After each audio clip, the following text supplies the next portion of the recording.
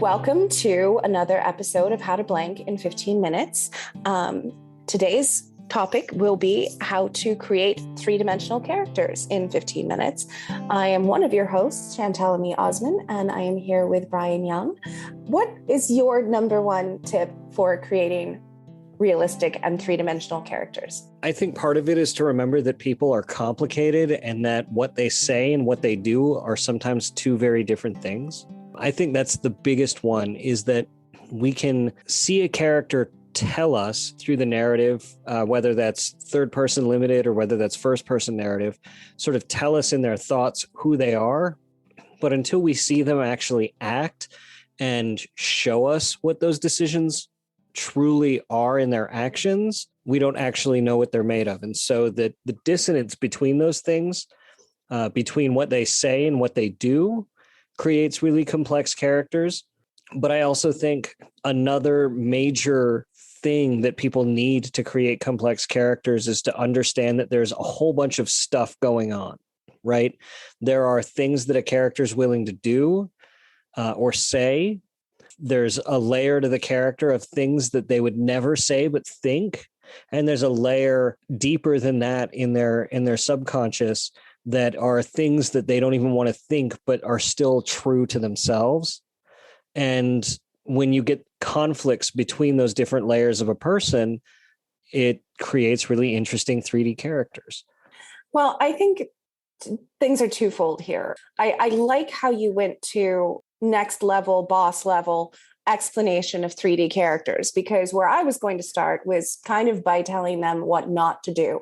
I think often too many new writers particularly confuse a three-dimensional character with lots and lots of description about the character. And that's exactly, and that's a very easy trap to fall into. Honestly, there's very little that we need to know about a character's appearance over the very vague. And I like to think that creating a three-dimensional character is kind of like meeting a new friend for the first time. Somebody you've never met before. And when you meet a new person, let's say, you're at a coffee shop writing, or you're at a writer's conference, the only two places that writers go. Before you meet somebody for the first time, you are not given their driver's license. You are not given their resume. You are not told they are exactly, 5'8" with auburn hair and all of this. And honestly, the only things that you're going to take in about somebody's appearance are anything that, shall we say, exceeds the norm. Of course, norm being, a bad word in my opinion anyway, but, somebody happens to be 7 foot tall. You're probably not going to notice if somebody is dressed, normally or appropriately for the venue. But, if you're at your Starbucks and they come in bunny slippers, you're going to notice that. So, something like that, but relying too much on appearance or giving an entire resume before actually getting to know the character kind of takes the fun out of it and is the antithesis of the human experience. So when you first introduce somebody, and when you first meet somebody in real life, you're going to comment more on whether it's internally or externally, what they say, how they say things, just like Bryan was going into, how they're reacting. Did they come in and throw the coffee that was wrong at the barista? Or did they say, hey, I think you gave me the wrong order. I know it's a Monday and, I'm having a bad day too.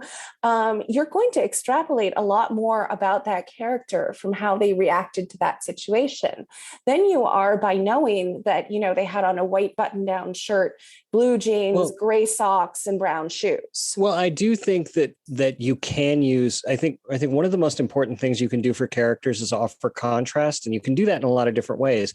But I actually think wardrobe is one of those ways, right? Like someone entering a corporate boardroom in that t-shirt and blue jeans you just talked about is a very different character than one who walks in a 3-piece suit. And that's very different than a character who walks in shorts and a t-shirt, right? Well, of course, but if you're in a corporate boardroom, there is an average. And so therefore you should really only be commenting if somebody was not fitting into that average. So you want to hit those contrasts, whether it's between the setting and the character, or sometimes those contrasts are in the character themselves. Think about the way your speech is contrasted in ways that depending on the people you're around, right? The way you speak to authority figures might be different than the way you speak to your friends. Why is that? What is it that's going on with that character? These are very unspoken things that you don't actually have to say. Don't put in the text, such and such character said X, Y, or Z and would always respect authority. Just show us them respecting authority and then clowning on them when their backs are turned, or that they would always disrespect authority or whatever. But show us those differences in characters depending on the situations that they're in. And that's going to create a much more 3D picture of the character. Some of those other contrasts too can be the contrasts with their environment in their speech, or their upbringing, or their location in their speech, right? Like a kid, say you've got a character who's 12 and is just using really huge words, it's going to say a lot about that character than normally how you'd write a kid with a smaller vocabulary and shorter sentences. Someone who's college educated is going to have a different speech pattern than someone who's not, and they're going to have a different set of words and phrases that they're using in a certain way of sentence construction. It's really important to figure out, you can't have 3D characters if they're all the same too. So you need to figure out how your characters are all contrasting against each other. Because but you're going to want to be careful there too, because yes, you absolutely don't want them to all sound alike. But this is where I think new writers fall into the trap of, like we were saying, giving somebody a quirk just to make them different. Yeah. And yeah. Quirks aren't necessarily bad. I don't want people to think that quirks are bad, but there needs to be a reason for it. You'll often see in the movies, the quirky friend has a quirk and they fulfill a very specific story trope role where it's like they're the support friend. The person goes to them for advice and they sort of abandon the quirk long enough to give the sage-like advice, and then they go back to being quirky and underestimated or whatever, right? That's bad. That's bad writing. You want to make sure that if their quirk is they have a toothpick in their mouth the whole time, that maybe it's because they have an oral fixation because they quit smoking, and that's a challenge for them. And that's something that resonates through their story, that there's a character reason for it. Something like that, anything like that, right? Yes. Any of those quirks need a reason to be there. And sometimes, I mean, like, the more primary the character, the more important it is for those quirks to have meaning, right? Like your protagonist needs to have meaning for all of those things. The attendant at the gas station can probably have a quirk that's just interesting to watch to liven the scene up, and we don't need to know why, right? Right. But the side characters need to have need to be somewhere in between. Exactly. But just throwing, so to speak, throwing adjectives at somebody does not automatically make them three-dimensional.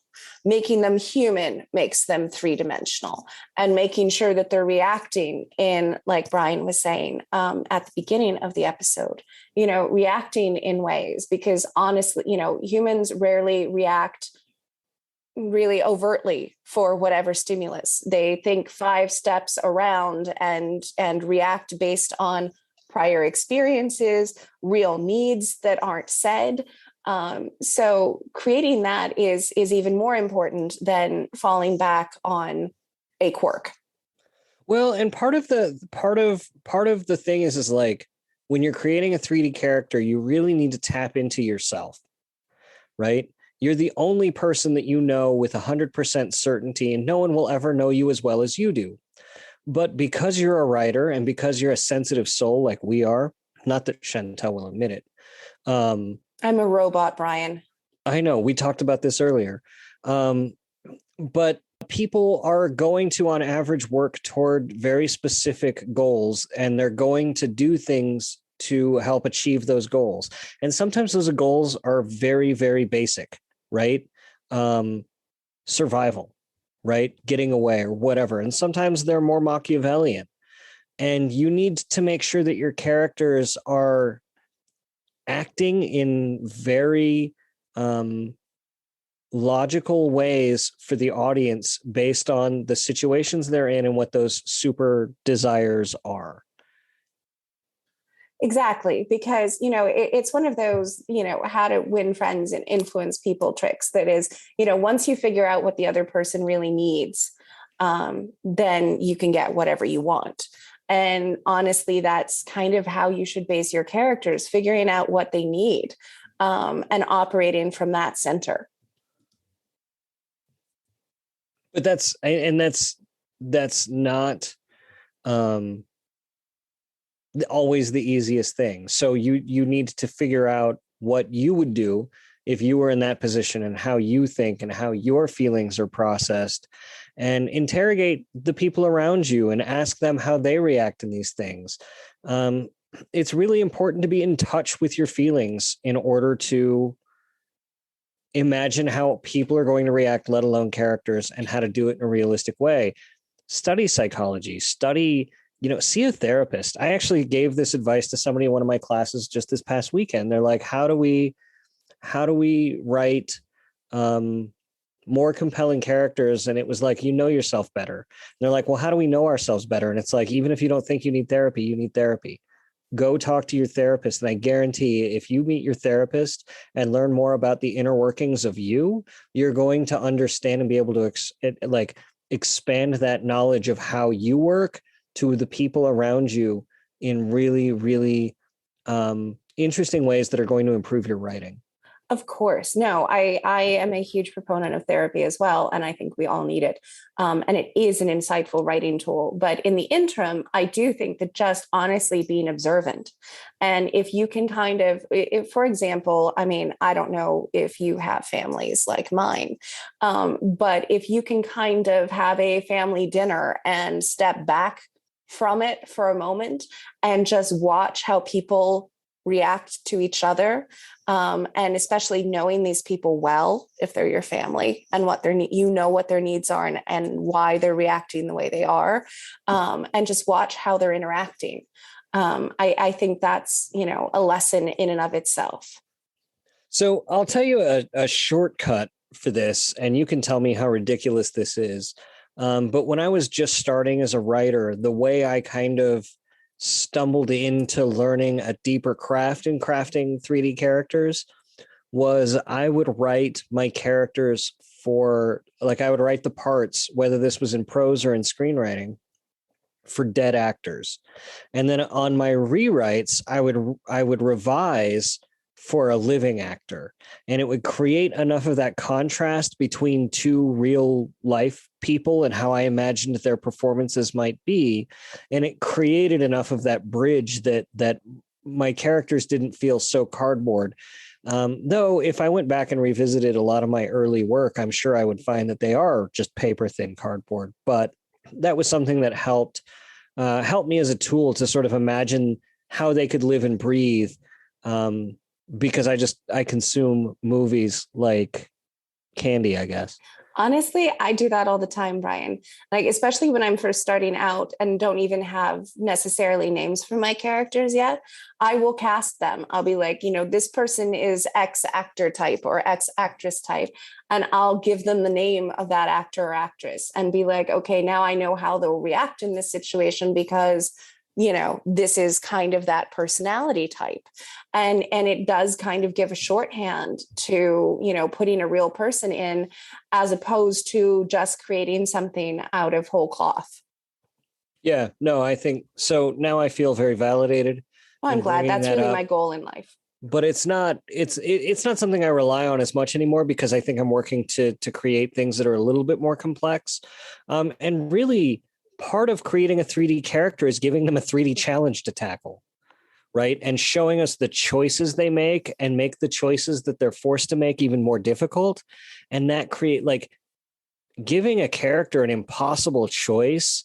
And that's really the key to making a 3D character, is making us believe that they make the choice either way. Exactly. Well, I think we're about at our 15 minutes, and I hope that this has helped the audience learn how to create a realistic three-dimensional character. And as always, we welcome your input. We welcome your suggestions for future 15-minute topics. You can find me on Twitter at Suspense Siren. You can also follow us either on Pipeline Artists Network or at Pray Words, which is our podcast. And Bryan, we find you where?